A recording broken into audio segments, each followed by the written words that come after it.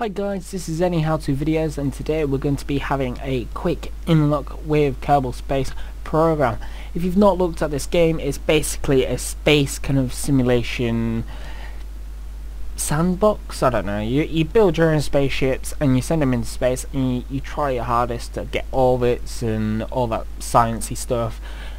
And if you're first looking at it without any help, it can be a big thing to take on. God, I'm making it sound like real life.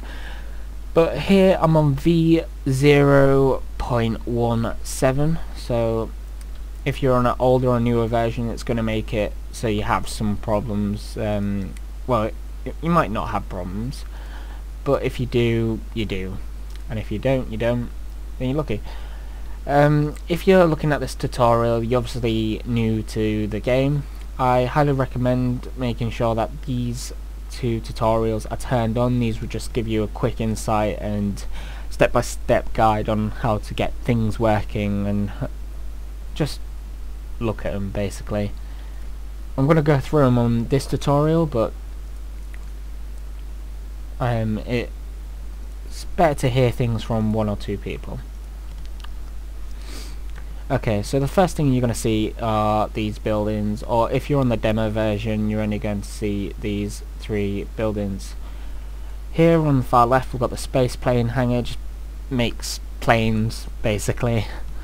Now it is good, but I just feel like it doesn't have any practicality because it's quite hard to get into space using planes. You've got the tracking station, which basically you can look at all your flights in progress. So here on the left you can see that I've got Kerbal X, which is orbiting Kerbin, and then I've got Moonlander, which is currently landed on the moon, and it's Mun, sorry, and then I've got Moon Orbiter, which is orbiting, and I've got Minmus Orbiter, which is orbiting a distant planet. I've got a Minmus lander, which is currently landed on Minmus, and then I've got a ship what I was doing a tutorial on. I just that was my last tutorial, what went wrong. So other stuff you've got here, you've got the launch pad, which if you've got saved ships you can just use them and quick load them. And last but not least, you've got your vehicle assembly building. This is the first thing we're going to go into. This is where you build your spaceship. These are your command modules for the top of your rocket, and I've not really messed with a lot of them, but you get big rockets and small rockets. I'm more of a small rocket kind of guy. You get fast rockets, aerodynamic, you get the classic looking rocket, you name it. But the thing I'm going to go with is this command pod MK1. So I'll just go there and accept that. So if you right click on this, you will it'll move the camera for you, and scrolling up and down will change your height, and holding the middle scroll button and dragging down, it'll zoom out. So here I'm just gonna click this and pull it up because it gives me some more room. Okay, so quick insight, you change the name of your text, the name of your ship here. So AnyHowToVideos. To the right of that you've got all your new design, load design, save design, and launch, and then back. In the bottom right you've got your stages, which I'll go into more in depth about. It's easier to see stuff about that than actually talk about it. To the top left you've got symmetry, which when you're placing objects it will make it so it's on all sides to whatever symmetry, and then you've got snap to angles. Pretty simple. In the bottom left you've got center of lift, center of thrust, center of mass. These are useful when you're building planes. I don't really use them when I'm building rockets, as they just go straight up anyway. And then last but not least you've got all your equipment, if you like. The last two aren't needed at the moment, but hopefully they'll include something in there soon. So here you've got your rocket. This is your command module. You need this for every flight you go on. So the first thing we're going to do is safety first, guys. I'm going to stick a parachute. You get two parachutes here. There's the XL parachute, which is for the bigger rockets, because obviously a bigger rocket equals more weight, so you'll need that parachute. But if you've got a small rocket like me, go for the yellow rocket and make sure it's snapped on properly there. Okay, so we've got our health and safety. The next thing we're going to do is to make sure that this is the last stage. So after all the rockets been through all the stages, we're going to make sure that this part's the only bit what's left, because that parachute can't carry anything other than the command module. So if you go to structural and aerodynamic, you'll see this. It's called a stack decoupler. Feel free to have a gander of all these like other things, because they are useful, but it's a bit more advanced, and even I like don't know what some of the stuff is, what it's used for. So I'm just going to pick up a stack decoupler and stick it to the bottom of this. As you probably saw down here on the bottom right, it's added a new stage. So we've got stage 1 and then stage 0. Stage 0, it will deploy the parachute. Stage 1 will use this item here. This item here basically makes it so it deattaches anything below this away from the top part. Quite useful for like fuel and everything really, because they're quite needed. You obviously get a bigger one there for the bigger rockets. Okay, so the next thing we're going to go on is command and control. Obviously something going straight up with tremendous amount of power. You're gonna need like some kind of stabilization. So you've got two things here. You've got the SAS module and the advanced. The SAS module is quite small, so it's useful if you're trying to make a small ship, but the advanced makes it easier to fly. But to be able to use this, you need to have the winglets. You can either use these winglets down here, or you can use the standard control surfaces and that one there. They just make it. These ones are more for like planes, but this one is better for rockets because they go up straight up kind of thing. And then you've got your SAS module large there. Okay, so we're going to get onto the interesting part. This is your propulsion part. You get all kinds of like stuff here. You get stuff for planes, you get stuff for awesome looking rockets, you get more plain stuff, and you get small stuff. And we're going to start out with the simple of the simple. These two rockets here are probably the most easiest rockets to use, but they're not reliable. This one is nice and long, so it holds more fuel, but the problem is once you've started this to go, it won't stop. You can't turn down your thrust and kind of stop. So to go straight up, it's good to get out of the atmosphere. These are good to use, and obviously you got a smaller one here. These are good to use to get out of the atmosphere, but once you're in space and you want to move around and you've got one of these going, you've got that momentum. What keeps on going till it's run out of fuel. You cannot really stop and turn around. Okay, so this is the most basic rocket down here. I'm just going to go into structural and get this. This is a connector kind of thing. It just keeps everything together, because obviously that's not really connected that well. And I'm going to place one there. So that's now connected to that, so these won't fall off. The only problem left with this is it probably needs more winglets, to be honest, and it's that one. Just place them at the bottom here. and probably some there. I like my winglets. They keep everything kind of safe. This probably can stand up, but it'll have like difficulties trying to stand up, and I just thought they're gonna get in the way.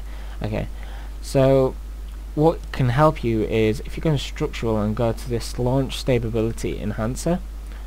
These will make it so your rocket will stand up. You kind of want to make it so it's not gonna get like flamed on. These hold your rockets, allow your rockets to ignite and kind of get its thrust, and then they let go. But the only problem with this is they don't automatically make the stages like the stack decoupler. I think they should, but they don't. So if you go down here and then you add a little plus, obviously you want your rockets to kind of propel first before it lets go. So if you grab your rockets, they're normally a little icon like this or something else what looks like the image. You can normally tell because it has a green highlight anyway.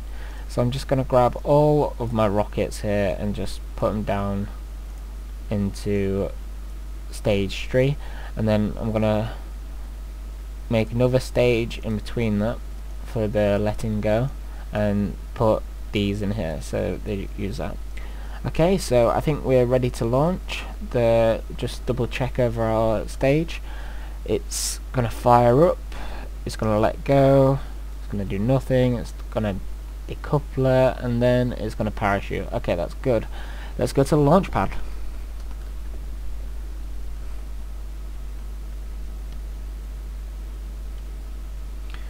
Okay, so here we have our rocket looking all suave and lenient and sexy, and it looks like a suicidal bomb, but not to bother.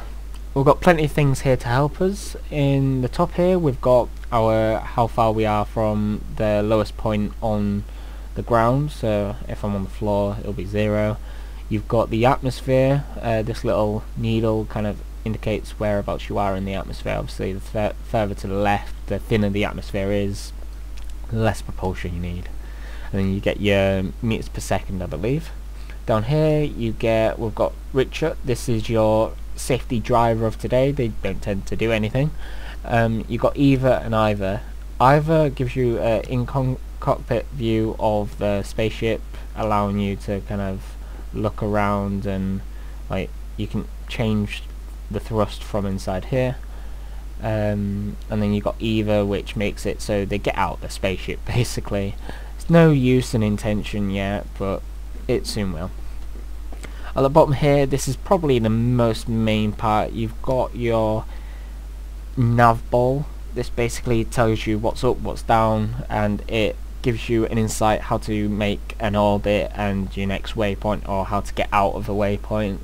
It's the most helpful thing in the world, and you can literally fly one of these spaceships without looking at the spaceship and just looking at the nav ball, because it's that damn helpful.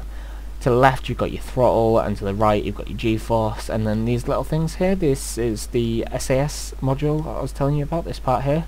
So if I press T, that'll turn on, and I've got these things on at the moment, so it's steady as hell, so it's not going to do anything. So T will turn SAS on. So if you leave that on, that's probably your best bet. Leave it on, and then when you need to move, just turn it off and then turn it back on, because obviously you can't move if it's already on, because it kind of locks a point. You've got RCS,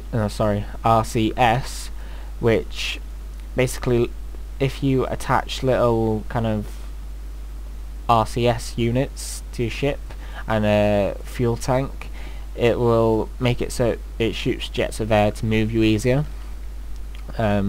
I'll probably do a advanced tutorial on that. To the top left you've got your time taken and your warp. Warp basically if you click it, it will warp time for you, and then also if you press comma and the full stop key, it will also do that for you. Right, what else do we have?